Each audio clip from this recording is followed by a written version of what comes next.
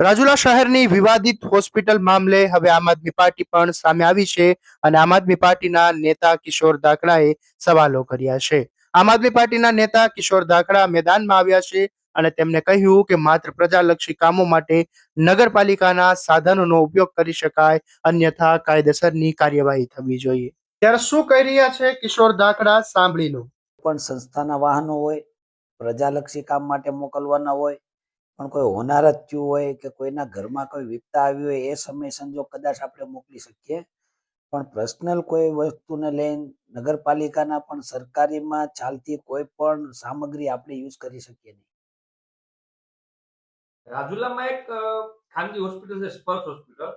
એક ward number 3 ના જે સદસ્ય છે રજનીભાઈ નામના વ્યક્તિ, એના કહેવાથી એક જેસીબી મોકલું છે, સાથે નગરપાલિકાના સ્ટાફ પણ મોકલ્યા છે અને ટ્રેક્ટર પણ મોકલું છે અને વૃક્ષ કાપી નાખ્યું, જે વૃક્ષ વર્ષો જૂનું હતું. પ્રથમ તો વૃક્ષ ખરેખર કઈ સ્થિતિમાં હતું? વૃક્ષ જો જર્જરિત હોય, પડવાથી કોઈને નુકસાન થતું હોય ને કાઢ્યું હોય તો કદાચ એને જવાબદારીપૂર્વક કામ કર્યું હોઈ શકે, પણ જો વૃક્ષ કોઈ સારું હોય અને ઉગતું હોય અને માણસને છાંયડો આપતું હોય તો એમાં પણ એક જીવ છે, એટલે એની પણ એક પ્રોસિજર હોય છે. જંગલ ખાતાની મંજૂરી, નગરપાલિકા વિસ્તારમાં હોય તો એની મંજૂરી, ત્યાર પછી વૃક્ષ કાઢી શકાય. એટલે એને માટે સરકારી મિલકતનો ઉપયોગ કરવો કે ન કરવો એની માટે સરકારી જે કાંઈ ખાતાના વાહનો આવતા હોય એના પૂર્વ અધિકારીની મંજૂરી મેળવવી આવશ્યક હોય છે.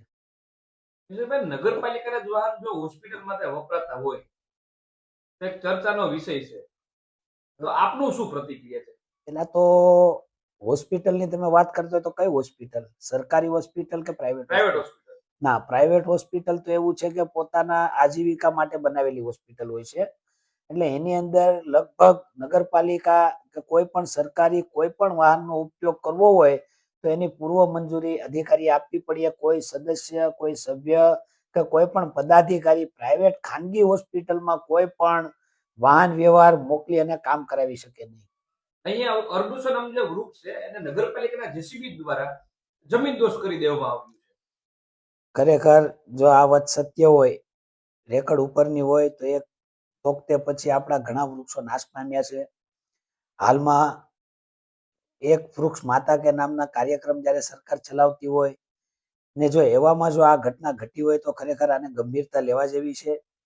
તમામ પદાધિકારી, અધિકારી તેમજ કલેક્ટર સાહેબ, મામલતદાર સાહેબ તેમજ ફોરેસ્ટના અધિકારીઓ પણ આની નોંધ લેવી જોઈએ, કારણ કે આ વૃક્ષ અત્યારે જીવન દોરી પ્રકૃતિની અંદર જ્યારે આપણે છેડા થઈ રહ્યા છે અને આજે જોઈ રહ્યા છીએ દિલ્હીનું વાતાવરણ કેટલું પ્રદૂષિત છે, માણસોને ત્યાં શ્વાસ લેવાની તકલીફ પડે છે, તો એવી ભવિષ્યમાં અહીંયા એ માહોલનો આપણે સામનો ન કરવો પડે એના માટે જો વૃક્ષ નડતું ન હોય ને થોડું ઘણું હાલવામાં પણ અડચણ હોય તો એને જાળવવું, એને કાપવું એ સોલ્યુશન નથી. જો ખરેખર કપાણું હોય તો વન્ય પ્રેમી અને આ પ્રકૃતિ હારે રહેનારા લોકોની ખરેખર લાગણી દુભાણી છે. આવું ન થવું જોઈએ. કિશોરભાઈ, વૃક્ષ કપાઈ ગયું પરંતુ નગરપાલિકાના સાધન સામગ્રીનો ઉપયોગ કર્યો છે, આમાં શું કાર્યવાહી થવી જોઈએ? કારણ કે આક્ષેપ પણ એવો છે કે સદસ્યના કહેવાથી જીસીબી ખાનગી હોસ્પિટલના કામ માટે ગયું હતું, આમાં શું કાર્યવાહી થવી જોઈએ? અત્યારે તો જો કે 28/28 ભાજપના સદસ્યો ચૂંટાણા છે. રાજુલાએ પૂરા મનથી ખોબલે ખોબલે મત આપ્યા છે. તમામને સારા સુશાસન માટે, સારા કામો માટે મોકલ્યા છે, પણ છેલ્લા થોડાક સમયથી જે રીતનું ચાલી રહ્યું છે ખરેખર બધાને આત્મમંથન કરવાની જરૂર છે. બધાને સંયમતા રાખી અને એક વિચાર વિમર્શ અને એક પરિવારની જેમ કામ કરવાની જરૂર છે. પ્રજાલક્ષી કામ કરવાની જરૂર છે. પોતાના અંગત સ્વાર્થ માટે જે નગરપાલિકાનો મિલકતનો ઉપયોગ કરવામાં આવે છે તે પ્રજા સાથે છેતરપિંડી કહેવાય, કારણ કે આવું કરી ન શકાય. કારણ કે તમને જ્યારે જવાબદાર આપે છે, જવાબદાર વ્યક્તિ તરીકે રાજુલાનું પ્રતિનિધિત્વ કરવાનું મળ્યું હોય ત્યારે તમે કોઈ ખાનગી કે કોઈ વ્યક્તિગત કે પોતાના માટે તમે જો એનો ઉપયોગ કરો તો ખરેખર તમારા માટે પણ શરમનાક વસ્તુ છે. પ્રજાએ જે મત આપ્યો એને પણ આ જોયા પછી એમ થશે કે અમે આ કેને મત આપ્યા.